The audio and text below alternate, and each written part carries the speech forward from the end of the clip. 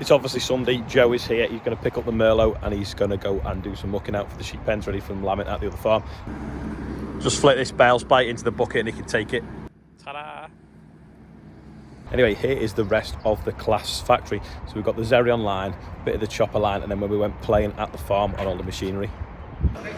This is where the engines and things come in on the trucks. Anyway, this is a Cummins engine and Jamie's really excited because it says assembled in Great Britain.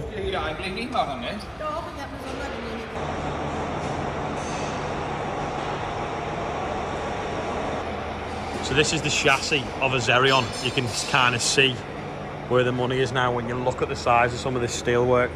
There's the axles, like the huge chassis. It's just so strong.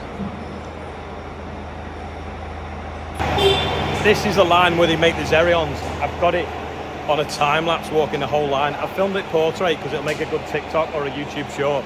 But yeah, all the way along, lift the cabs on over here.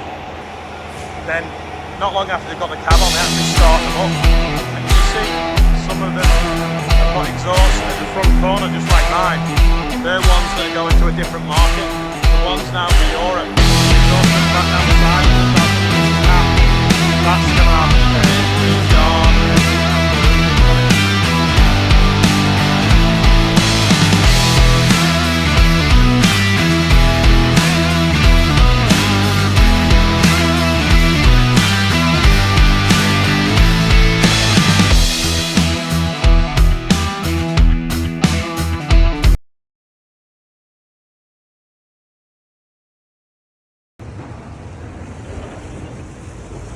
ja, das zählt noch. Also wenn wir Mitarbeiter drauf haben, müssen wir unbedingt was schreiben, aber eigentlich hat er die kleine Portal drauf. Ja. So these are the bonnets ready to go on. That's one of the new ones. So it's got like the bobble on the front in the black bit. Whereas that bit is some of these ones. They're building some of these for Kazakhstan. It's a big order. And these are the ones that haven't got all the AdBlue on.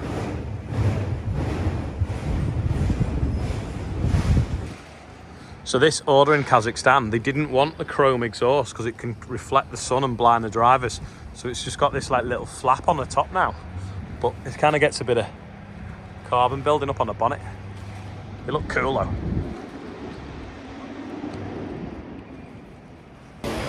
This is a baby chopper on little wheels, but it's still got air horns.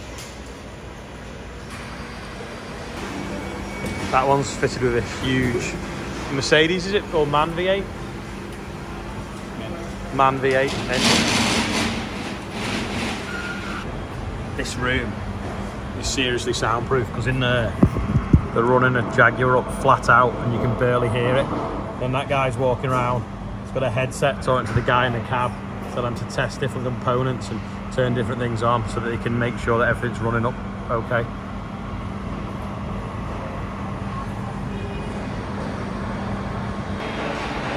So we're sort of doing the Forager line backwards, so you can see like bits keep getting taken off it because obviously we're going the wrong way down the line. But every single Claas Jaguar in the world has come out of this factory. And when you think that every other Forager in the world is a Claas, that's pretty astounding how much grass has been chopped from everything that's come out of this factory. Yeah, so just under this roof of this building, every single, I just can't get my head around that fact, but there's so many of them in the world. They build 14 or 1600 a year just out of this factory. But all of them for years, right over the world, have all been built here. It's mental. If this roof could tell a story. So that looks like a Forager chassis, I think, which is heading over there to be made into a forage harvester. This is a toy box. So this is a Montana, which means that it works on a hillside, but levels itself out. So if you look,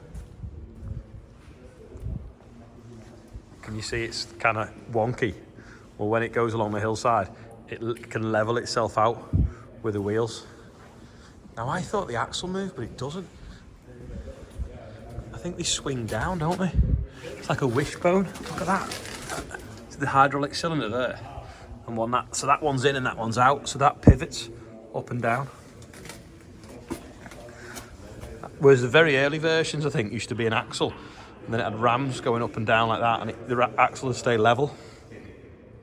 And it jacked the body up and down. With this, they swing up and down like more of a car wishbone. And obviously they've got some combines in here, some big ones, some small ones.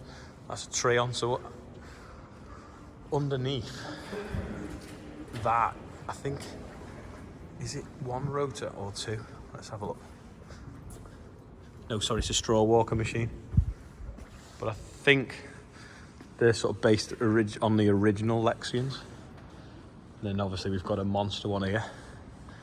We've got an 800. So that's similar to mine, but the header's 2 meters bigger because that's a 13.8 header. Mine was a 12.30. But it's got a little bit more horsepower and slightly bigger hopper on the top. Now I'm hoping, because this is what I want on mine. Yeah, see the spout. So Joe will be happy about this because it's normally Joe that's carting grain. In fact, well, they'll all be happy, Rob and Andrew. See the actuator on the spout. So now the spout can be angled, which that is really good because it means we'll now be able to empty on the run, opening headlands up, because we won't be knocking the spout off onto the trailer. Because if you remember, the spout on the other one hung right down to about here. So that's pretty pleased about that. And it'll direct it better into the trailers without it spilling.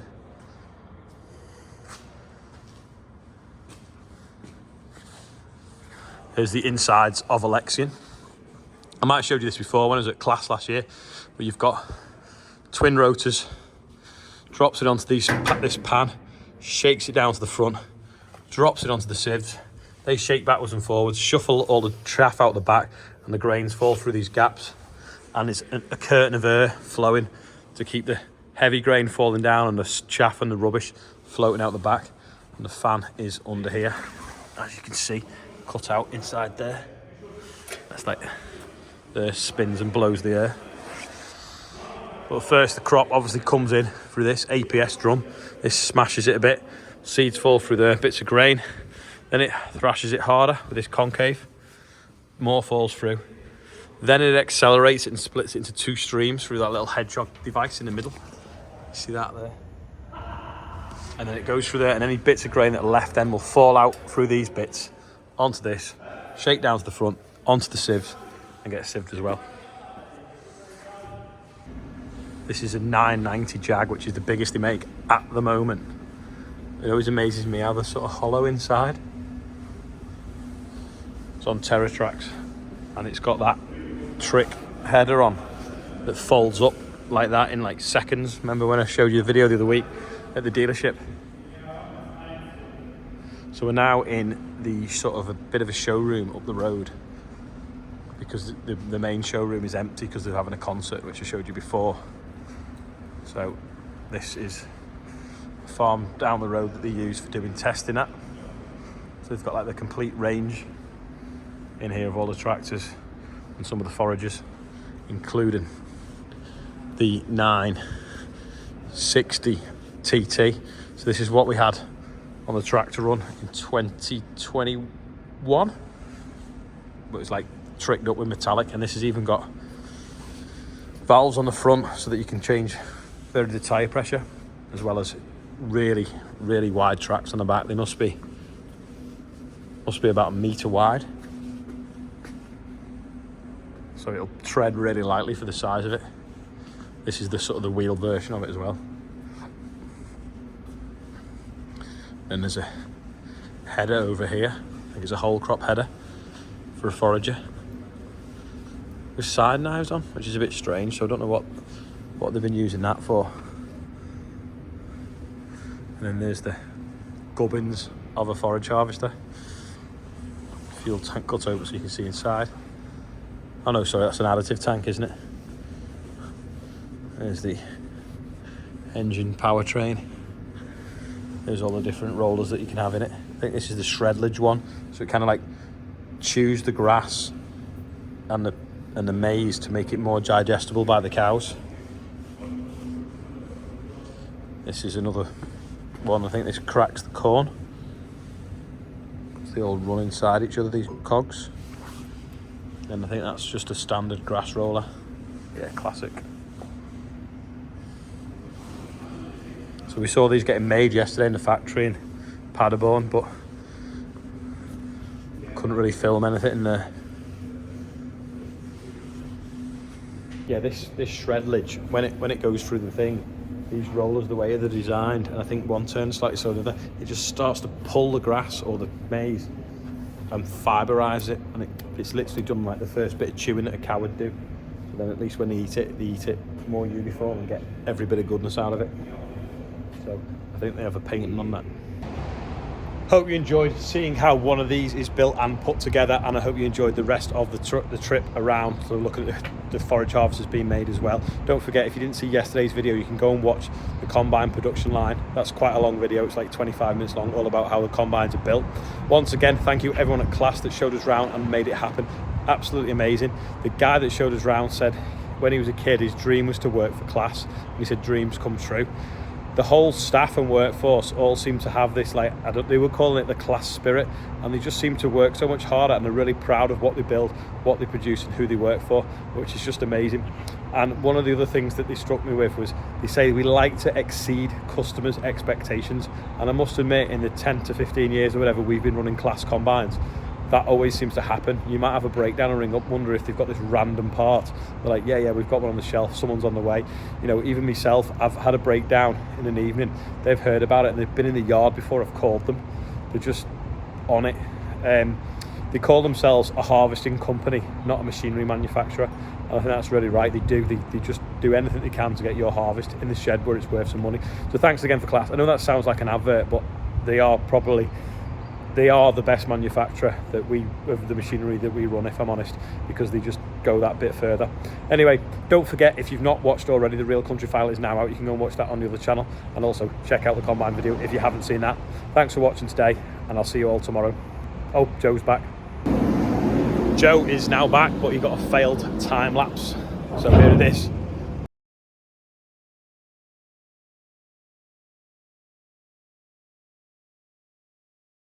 Really is the end of the video now. Thanks, I'll see you tomorrow.